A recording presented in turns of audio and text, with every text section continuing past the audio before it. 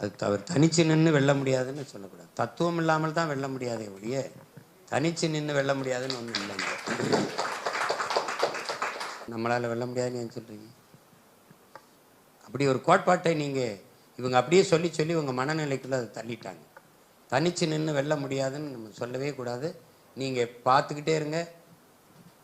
இறைமகன் இயேசு சாட்சியாஸ்வரன் தனிச்சு நின்று இந்த மகன் வெல்லுவேன். நீங்கள் பாருங்கள், நீங்கள் பார்த்தே இருக்கீங்க.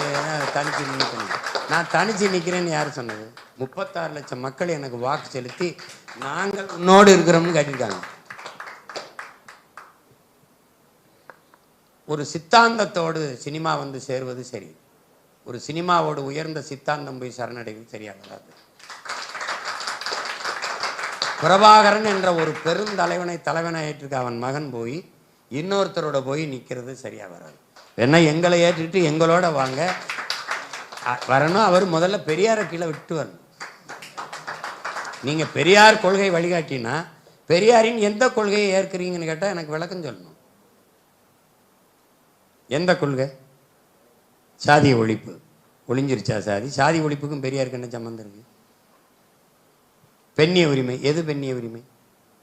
நான் இருக்கும்போது என் மனைவிக்கு வேறொரு ஆண்மகனோட விருப்பம் ஏற்பட்டு இச்சை வந்தால் அந்த ஆண்மகனோட போய் உறவு வைத்துக் கொள்வதை குற்றமாக கருதக்கூடாது என்று 1977 சேலம் மாநாட்டில் 3வது தீர்மானமாக போட்டிருக்காப்புல.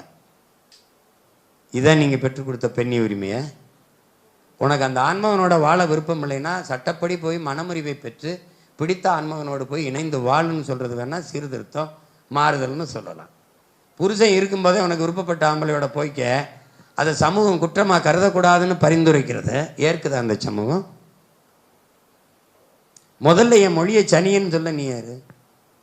தமிழை சனியன்னு சொன்னவன் தான் எனக்கு சனியன், அவனை ஒழிப்பேன். அப்படிதானே நீங்கள் வரணும். ஒரு தமிழ் மகனாக தானே வரணும். தாயை பழித்தவனை யார் தடுத்தாலும் விடாதே, தமிழை பழித்தவனை தாயை தடுத்தாலும் விடாதேங்கிறான் புரட்சி பவளம். அதில் எனக்கு பெரியார் என்ன சிறியார் என்ன எவர் வந்தாலும் எதிரி தான். அதில் போய் அதெல்லாம் ஏற்க முடியாது. எனக்கு யார் துணையும் தேவையில்லை. உலக நாடுகள் 20 நாடுகள் படையெடுத்து வரும்போது என் தலைவன் எந்த நாட்டு படையும் துணைக்கு அழைக்கலை. புரியுதா உங்களுக்கு? கூட்டத்தில் நிற்கிறதுக்கு எவனுக்கும் வீரமும் துணிவும் தேவையில்லை. தனிச்சு நிற்கத்தான் துணிவும் வீரமும் தேவைப்படுது. நாங்கள் வீரர்கள் துணிஞ்சு நிற்கிறோம். நான் என் மக்களை முழுமையாக நம்புகிறேன், நேசிக்கிறேன், நிற்கிறேன். 36 லட்சம் நாளைக்கு 1,20,00,000 மாறாதுன்னு நீங்கள் எப்படி சொல்லுவீங்க?